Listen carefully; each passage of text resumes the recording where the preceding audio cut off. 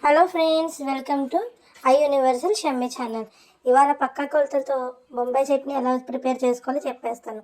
వీడియోలో చూసినట్లయితే నేనైతే ప్యాన్ పెట్టుకొని స్టవ్ వెలిగించుకుని జీలకర్ర, ఆవాలు మన ఉప్మా పోపుల్లాగానే రెడీ చేసుకుంటాం. ఉప్మా పోపుల్లో అన్నీ వేసేసుకున్నాక మనం ప్రిపేర్ చేసుకుంటుంది కరివేపాకు కూడా కొంచెం యాడ్ చేసుకోండి. నాకు కొత్తిమీర అంటే ఎలర్జీ కాబట్టి నేను కొత్తిమీరని టోటల్గా అవాయిడ్ చేస్తాను.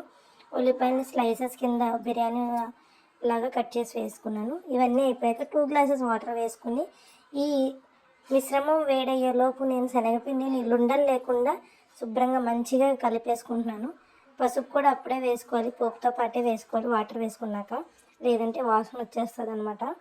అండ్ సాల్ట్ కూడా తగినంత వేసుకోండి. నేను ఇడ్లీలు పక్కన పెట్టుకుంటున్నాను రెడీ చేసుకొని.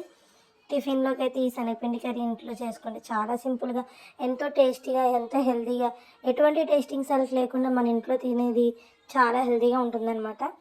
షమ్మి ఐ యూనివర్సల్ ఛానల్ని సబ్స్క్రైబ్ చేసుకోండి, ఫాలో చేయండి. మరిన్ని సింపుల్ టిప్స్ కోసం మన ఛానల్లో కామెంట్లు పెట్టండి. మీకు ఎలాంటి కర్రీలు కావాలో చెప్తే నెక్స్ట్ వీడియోలో ఖచ్చితంగా అదే ప్రిపేర్ చేస్తాను. ఫైనల్ రిజల్ట్ అయితే ఇది. Thank you for watching. Bye bye.